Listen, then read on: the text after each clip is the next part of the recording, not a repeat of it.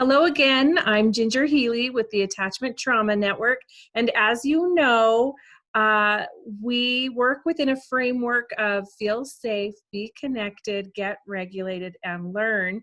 We're continuing that series today with Ilene Pawlak, who's going to help us with some tips for teachers on getting regulated.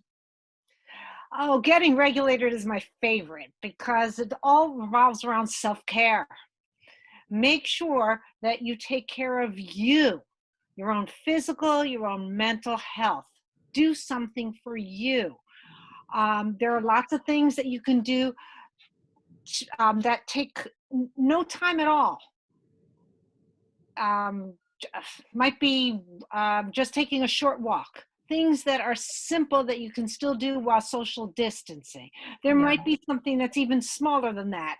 And what we're suggesting as teachers is we've modeled these things in our classrooms, but it would be really cool for your kids to see you possibly on YouTube, showing them how you're getting regulated with some regulation tools.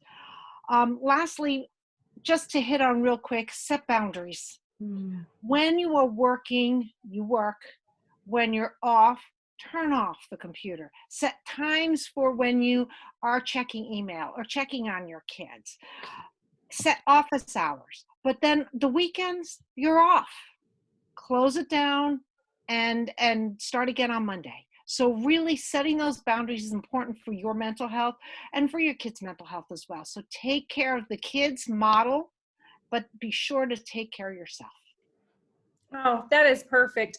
We talk a lot about self-care, but I always get the feedback of, yeah, I know, but I can't. So we really at the Attachment Trauma Network want to say, you have to. It is not a choice. It is an absolute must do. It's that old adage of on the airplane, you have to put the oxygen mask on yourself first before you can help someone else. So as a parent, as a caretaker, as a teacher, please try to get enough sleep.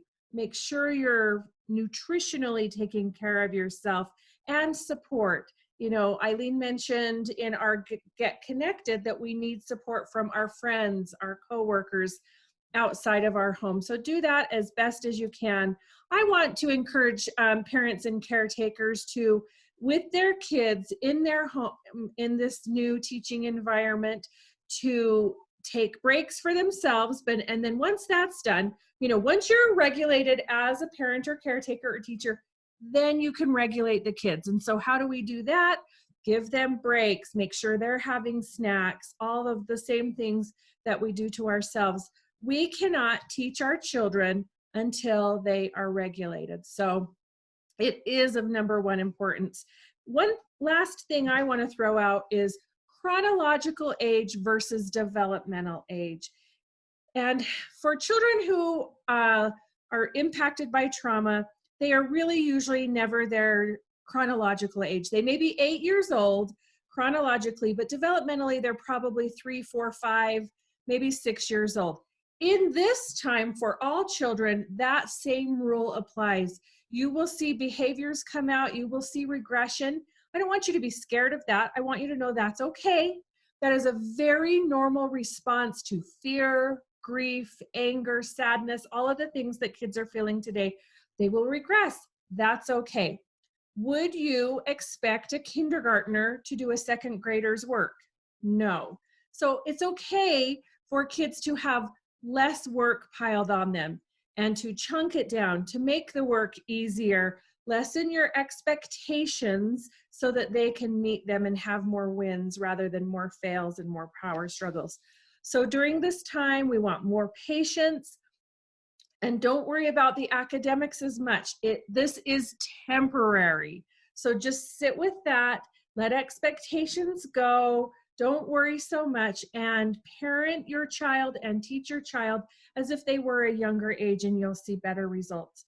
One last thing I want to end with, because I forgot to mention it in the Be Connected segment, was to be careful and be aware of what your children are looking at and seeing online.